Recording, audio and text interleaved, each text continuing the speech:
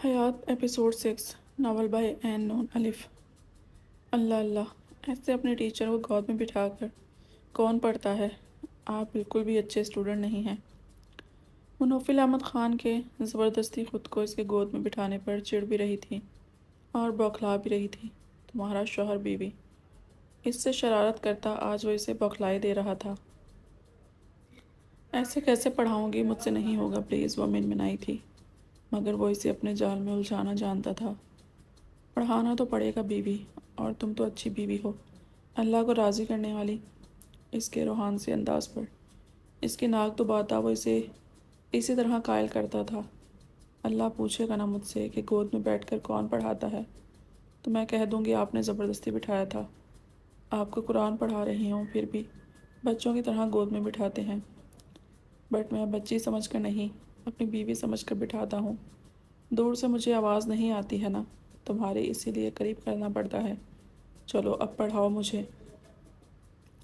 اتنے دن سے پڑھا رہی ہو، یہ تو بتایا ہی نہیں کہ یہ تجوید اور مخارج وغیرہ ضروری کیوں ہیں۔ اب وہ سوال کر کے اس کے ذہن اس طرف سے ہٹانے کی کوشش میں تھا۔ بتاؤ بیوی، کیا تمہیں نہیں پتہ؟ اس کی کنفیوژن سمجھتا وہ اسے اکسا رہا تھا۔ الحمدللہ پتہ ہے مجھے، سب سے پہلے ہمیں یہی بتایا کیا تھا۔ چلو پھر شروع ہو جاؤ۔ اس کے کہنے پر وہ اسے بتانے لگی تھی، کیونکہ اللہ نے قرآن میں ہی فرما دیا، قرآن کو اس کی ترتیب کے ساتھ پڑھو، قرآن کو اس طرح پڑھو جیسا کہ اس کا حق ہے، یعنی اللہ نے جیسا اتارا ویسا ہی پڑھنا فرض ہے۔ آپ کو پتہ ہے بغیر مخرج نکالے قرآن پڑھنا گناہ ہے، کیونکہ اس سے قرآن کے معنی بدل جاتے ہیں اور قرآن میں تبدیلی بڑا گناہ ہے۔ اور آج ہم یہی کر رہے ہیں، قرآن کو جاہلوں کی طرح پڑھتے ہیں، جیسے ہا کی جگہ ہے، سواد کی جگہ سین، زال کی جگہ زی۔ اب بتائیں اس سے معنی بدلے گا یا نہیں؟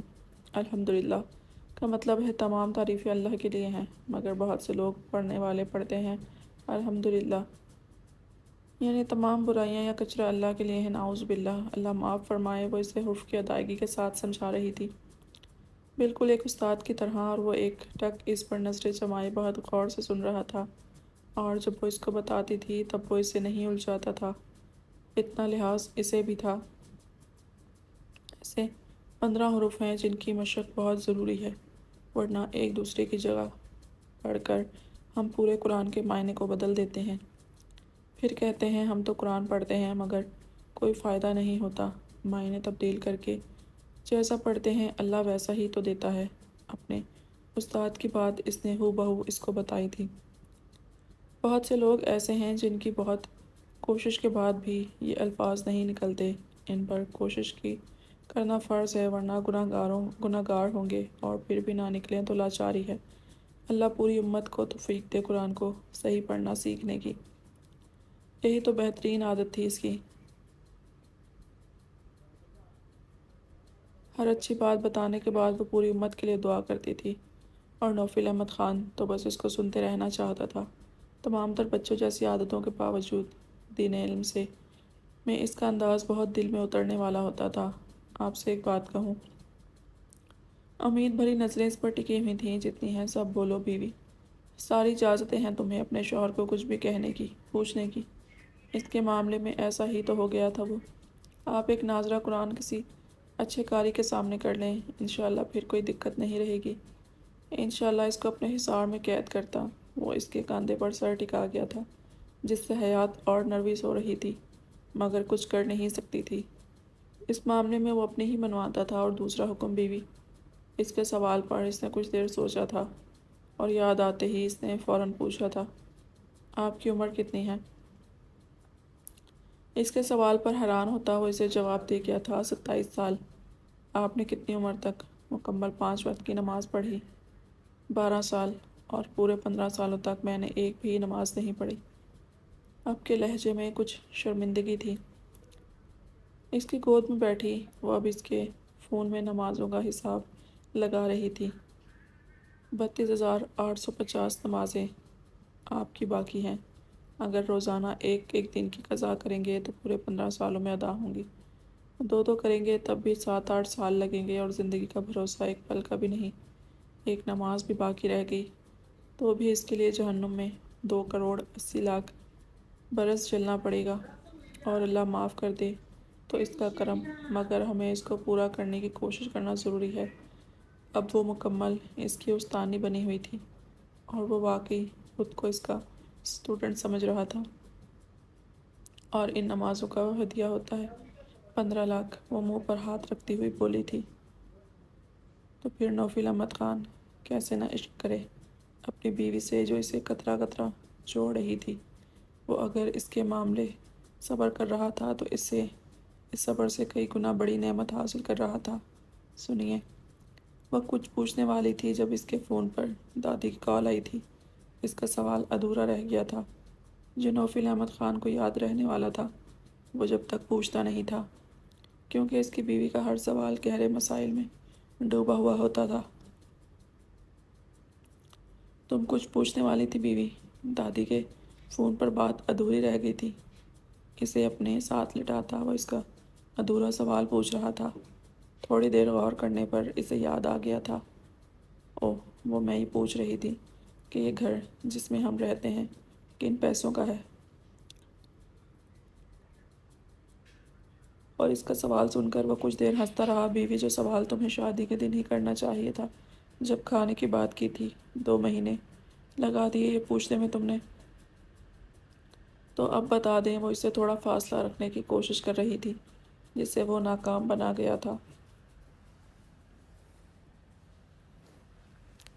بے فکر رہو بیوی، جس طرح اب تک تم یہاں حلال کھا رہی ہو، ویسے ہی حلال جگہ میں رہ بھی رہی ہو۔ اس کے دوپٹے کو ماتھے سے پیچھے سرکاتا وہ اس سے مطمئن کر گیا تھا۔ تو پھر کیسے خریدا؟ آپ کے لہجے میں حیرانی تھی۔ جو عورت 12 سال پہلے میری ماں تھی، انہوں نے کچھ زمین میرے نام کی تھی 5 سال پہلے۔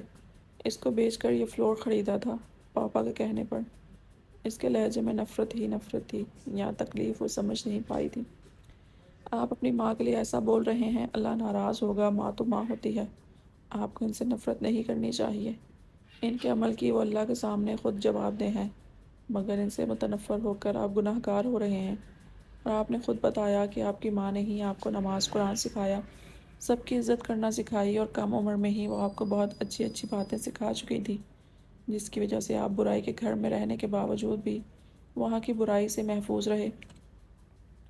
تو جن کی تربیت اتنی زوراور ہے، وہ غلط کیسے ہو سکتی ہیں؟ آپ نے سچ کا پتہ لگانے کی کوشش نہیں کی۔ وہ اب اپنے مطلب کی بات کر رہی تھی، جو اسے کئی دن سے پریشان کر رہی تھی۔ بیوی، یہ کوئی فلم نہیں ہے جہاں ٹویسٹ پر ٹویسٹ اور راز میں راز رہے۔ یہ اصل زندگی ہے۔ ان کی تصویریں دیکھی تھی میں نے، جو ایڈٹ نہیں، ریئل تھیں۔ تو کیا بچتا ہے زندگی میں؟ ان کے اس عمل سے نوفل احمد خان ایک ناکارہ شخصیت بن کر رہ گیا تھا۔ زندگی نے ان کی وجہ سے اتنے زخم لگائے ہیں جو ابھی بھی رستے ہیں۔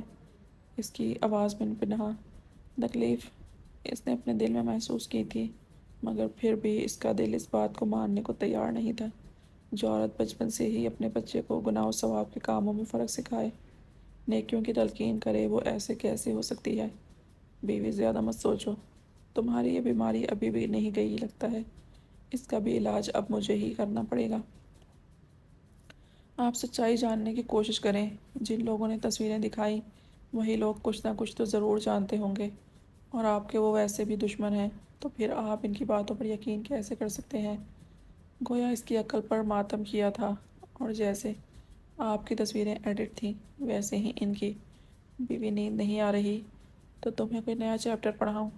اس وحشت ناک قصے سے وہ بچنا چاہتا تھا، جس سے بچنے کے لیے وہ 2 مہینے پہلے تک کئی نیند کی گولیاں کھا کر ہوش و خرد سے بیگانہ پڑ رہتا تھا۔ اب بھی اس کی وحشت بڑھتی جا رہی تھی، اس لیے وہ اسے بار بار یہ بات کرنے سے روک رہا تھا۔ آپ سمجھے تو میری بات کو؟ کوئی تو طریقہ ہوگا سچ جاننے کا، اصل بات پتہ لگانے کا، ورنہ تو آپ زندگی بھر ان سے نفرت کرتے رہیں گے، اور آپ کے سوا تو ان کے اصال و ثواب کے لیے دعا کرنے والا بھی کوئی نہیں ہے۔ وہ اپنی ہی بات پر اڑی ہوئی تھی، جیسے آج ہی سچائی پتہ کروا کر رہے گی، اور اس کی بدگمانی مٹا کر رہے گی۔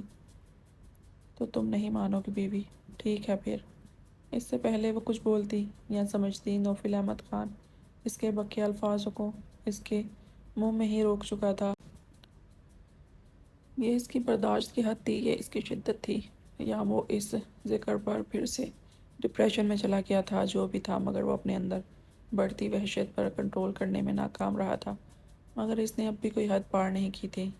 اسے سکون چاہیے تھا، اسے اس وحشت سے چھٹکارا چاہیے تھا جو پچھلے 15 سالوں سے اس کے جسم و جاں میں گھر کر کے ایک مکین کی طرح رہ رہی تھی، جس نے اسے اندر سے کھوکھلا کر دیا تھا۔ چند آنسوؤں کے قطرے حیات کے چہرے پر گرے تھے، مگر اس کے عمل میں کوئی کمی نہیں آئی تھی، اور جب تک اسے سکون نہیں ملنے والا تھا وہ شاید پیچھے ہٹنے والا بھی نہیں تھا۔ بیوی، 10 دن کی بات ہے یار، 10 دن کیسے رہوں گا تمہارے بغیر؟ یار 3 دن والی اوکے کرتے ہیں نا۔ وہ اس کو منانے کی کوشش کر رہا تھا۔ کیا آپ میرے لیے اتنا نہیں کر سکتے؟ وہ منہ پھلا کر بولی تھی۔ پرسوں رات کی اس کی حالت دیکھ کر وہ اسے اپنے پاپا کے ساتھ 10 دن کی جماعت میں بھیجنے کا سوچ چکی تھی۔ جب اسے پتہ چلا تھا آج شام کو اس کے پاپا جماعت میں جا رہے ہیں، کچھ تکلیفوں سے وہ اسے چاہ کر بھی چھٹکارا نہیں دلا پا رہی تھی۔ اس سے پہلے بھی وہ ایک بار ڈپریشن میں گیا تھا۔ اس وقت اس نے سلیپنگ پلز کا استعمال کیا تھا۔ 15-16 گھنٹے وہ پریشان رہی تھی۔ بہت زیادہ ہے یار، وہ اسے اپنی گود میں اس طرح بٹھا کر بولا کہ اس کی دائیں سائڈ اس کے سینے سے لگی ہوئی تھی۔ آپ مجھے بچوں کی طرح گود میں بٹھاتے ہیں نا؟ سچ میں پتہ نہیں کیسی فیلنگ آتی ہے۔ ہمیشہ کی طرح اب بھی حد درجہ پزل ہو چکی تھی۔ کیسی فیلنگ آتی ہے؟ اپنی ناک کو اس کے گال سے رگڑتا وہ اسے پھر سے ستانے لگا تھا۔ مجھے نہیں کچھ سمجھ میں آتا، پتہ نہیں کیسا لگتا ہے جب آپ ایسا ویسا کرتے ہیں۔ آپ نہ کیا کریں پھر۔ وہ اس کی شدتوں سے واقعی گھبرائی ہوئی لگ رہی تھی، اور وہ اس کے اس احساس کی پہچان سے سرشار ہو رہا تھا۔ تمہیں برا لگتا ہے بیوی؟ اس کی کیفیت سمجھتا وہ اسے ایک اور سبق دے رہا تھا، یا پھر اس کی اس معاملے میں گروتھ جان رہا تھا؟ مجھے نہیں پتا۔ پرسوں رات بھی آپ کے وہ جملہ ادھورا چھوڑ گئی تھی۔ اسے سمجھ نہیں آیا تھا کیا کہے۔ اپنی بدلتی کیفیات اسے ہراساں کر رہی تھی، اور یہی چیز اسے سمجھ میں نہیں آ رہی تھی۔ ادھر دیکھو بیوی، وہ اس کا دوسری طرف کا کیا چہرہ اپنی طرف کرتا ہوا بولا تھا۔ اس نے جھجکتے ہوئے اس کی طرف دیکھا تھا، آنکھوں میں ہلکی سی نمی تھی۔ تمہیں برا لگتا ہے بیوی میرا ایسا کرنا؟ انداز پر سوچ تھا۔ ایک ہاتھ اس کے گال پر رکھے وہ اسے سہلا رہا تھا۔ نہیں، برا نہیں لگتا۔ پتہ نہیں کیسا ہوتا ہے، ایسا لگتا ہے جیسے انرجی کم ہو رہی ہے۔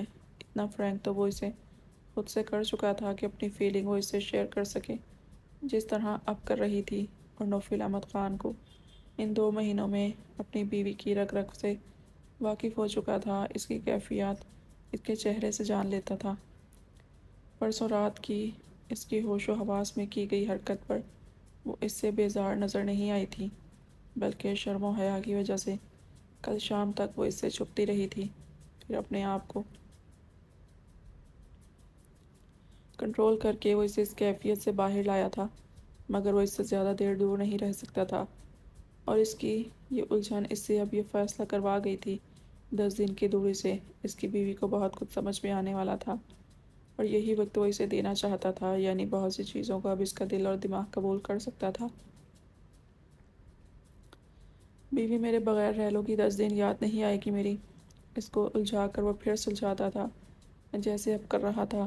پہلے اس حد درجہ کنفیوز کرتا تھا، پھر خود ہی اس کا دھیان دوسری طرف پھیر دیتا تھا۔